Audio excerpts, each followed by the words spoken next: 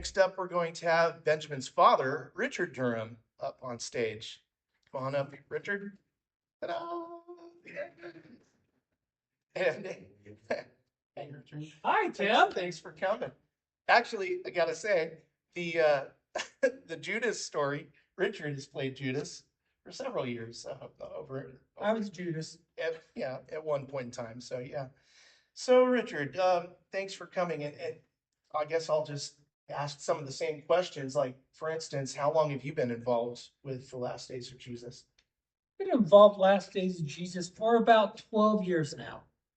So about the same time. Is that when your family kind of got involved? Was all together, or just one of you at a time, or just? No, we decided to do it all at one time as a family thing on Sunday. And it has just been a huge reward for us doing this Easter pageant. Awesome. So when was the first time that you remember seeing Last Days? Wow, I don't know, it was back in the 80s. Really? Wow. Amazing. Do you have any memories of what it was like to experience it back then? It was pretty overwhelming. I just remember bits and pieces of it, but it's like the first time I saw it, it always impacted me. It's like, wow. That's the best way I can explain it. Was just, wow, this is incredible. Yeah. Awesome. So what are some roles that you've taken in the team, acting and behind the scenes? Oh boy, I've played many roles. Disciples. I'm right now currently I'm a Pharisee. Back off.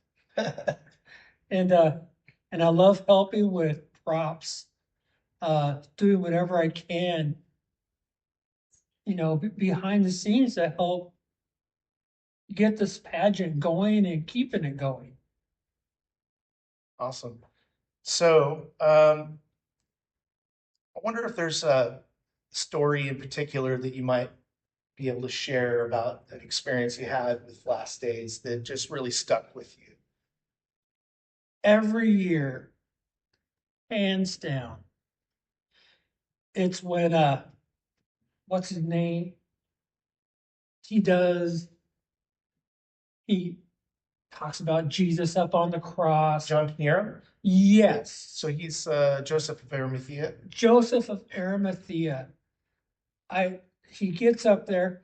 This is the first time I'd seen Last Days of Jesus.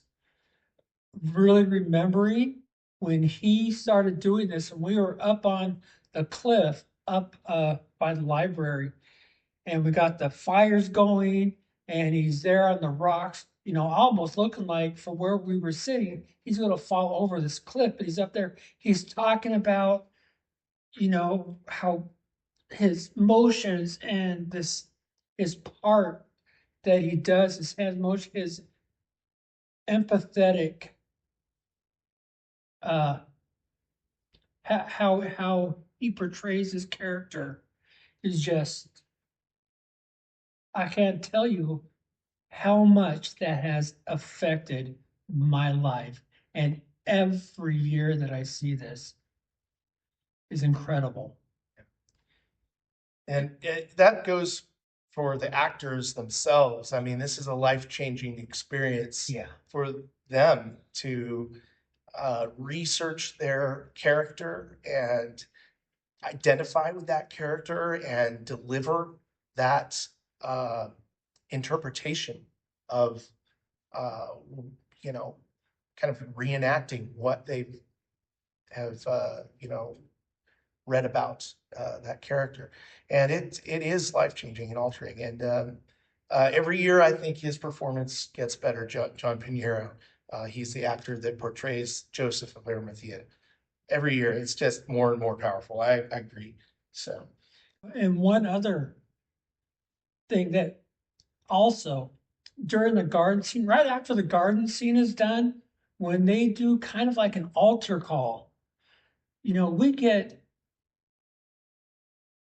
people coming up asking us, about, what's this all about, really? I mean, these are people that don't know. They just may have just stopped or heard things from our speakers or walking along the street and see something going on, and they'll come down and check this out, and then they'll come up and they will ask, what's this all about? I've heard something, but about, uh, Jesus Christ, if you will. But I never really believed it, but they would ask us and we would give a very short testimony, and they'll come back. And that is so moving to see these new people in recovery, homeless people coming up asking about this. It's almost heart stopping. So, Richard, if there was something that you could say to people that are thinking of donating to the Last Days of Jesus nonprofit, what would you tell them? Why is it a good idea to support this ministry? This ministry it has captivated my family and myself. And we are so involved. We really believe in this. And my wife is so much in and with other people, especially with costumes. It's a never ending, it's an all year thing, keeping up costumes, you know, going out searching for special uh clothing, cloths, let pieces of leather to sew together. It there's a lot of this is something we want to do, and we like to do it, but this is something that we don't bill Last Days of Jesus for, because we just don't have the money to do that. And actually, we don't either, but we do it anyway. We believe in it so much, and the lives that this affects and continues to affect. The same people we see coming back every year to watch their production. It is so important.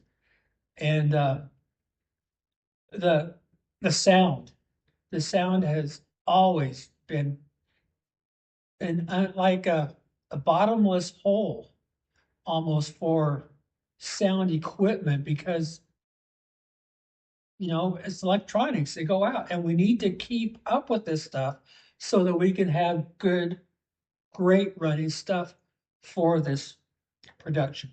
Right. Yeah, the production takes place in, let's see, one, two, three, four, five, I think five different places throughout the Dalles, and over across 3 different days. So it's a multi-location, multi-venue, multi-day event. And sometimes those days, there are 2 locations that require, or sometimes 3 locations that require equipment, settings, props, um, and of course, all the sound and lighting to support all of that. So yeah, you're right. It is a large production and requires a lot of overhead. So, and again, it is a labor of love, like you said. It's we many of us do this without any compensation, and Say none of us do this without any compensation. that's true. It's all 100% donation funded right now.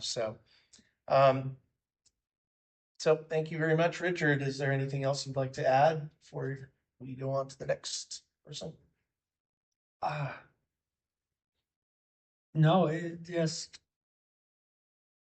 please, if you can, give, like my son was saying, every bit helps. It adds up. And so please, thank you. Thank you, Richard. Thanks, Sam. All right. Thanks for listening.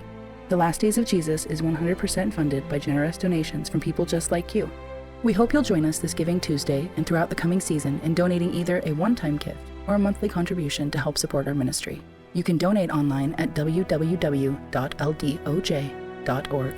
or by clicking the link in this video.